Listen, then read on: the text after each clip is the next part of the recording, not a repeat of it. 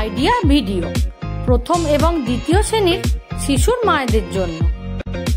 নমস্কার, আজকের মিটিংয়ে আপনাদের সকলকে স্বাগত। আশা করি গত সপ্তাহের আইডিয়া ভিডিও আপনাদের সকলের ভালো লেগেছে। চলুন তাহলে আজকের মিটিং শুরু করি। গত সপ্তাহের কার্যকলাপ এবং প্রথম এবং দ্বিতীয় শ্রেণীর কর্মপত্র এবং সহজ বিয়োগের প্রশ্ন ভিডিওটি আপনাদের কেমন লেগেছে তার অভিজ্ঞতা সকলকে বলুন। এবার সাথে আনা কর্মপত্রটি নিজেদের মোবাইলে ছবি তুলে নিন। ততক্ষণ এই ভিডিওটি এখানে থামিয়ে দিন। চলুন এবার আগের একটি কার্যকলাপ করি, যার নাম কিছু করে দেখি। মায়েদের দুটি দল তৈরি করে মুখোমুখি দাঁড় করান। কিছুটা দূরত্ব রেখে প্রতিটি জোড়ার মধ্যে একটি করে রুমাল রাখুন। লিডার মা শরীরের কিছু অংশের নাম বলবে, তা স্পর্শ করতে হবে, যেমন মাথা, কোমর, হাঁটু ইত্যাদি।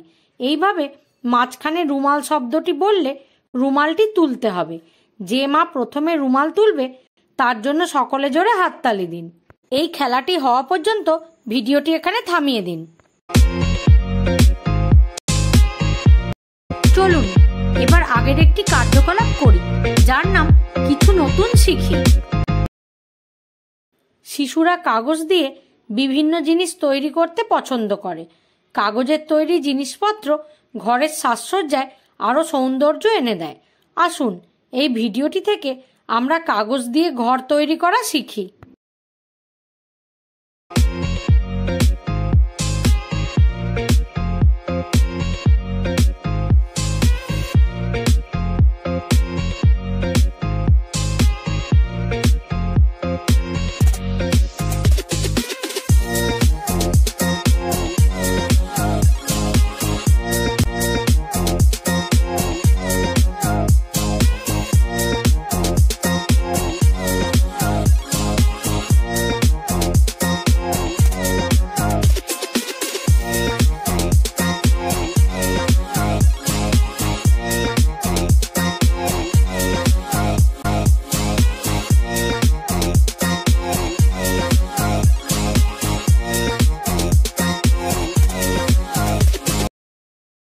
এই ভিডিওটি দেখে আপনারা কি উপকৃত হতে পারেন?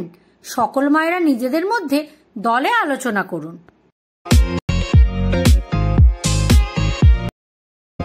চলুন এবার পরের একটি কার্যকলাপ করি, যার নাম বাড়ি গিয়ে শিশুকে করান।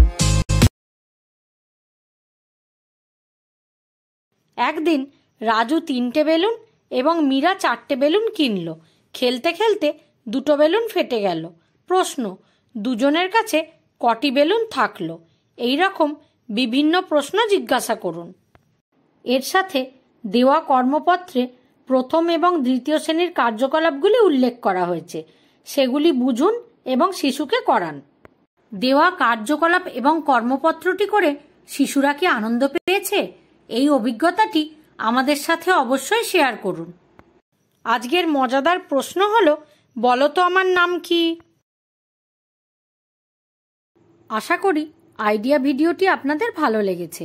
আজকের কার্যকলাপটি এখানেই শেষ করা হচ্ছে। এই ধরনের আরও নতুন নতুন কার্যকলাপ জানতে আগামী সপ্তাহে আমরা আবার একত্রিত হব। ততদিন পর্যন্ত নিজের ও শিশুর যত্ন নিন। ধন্যবাদ।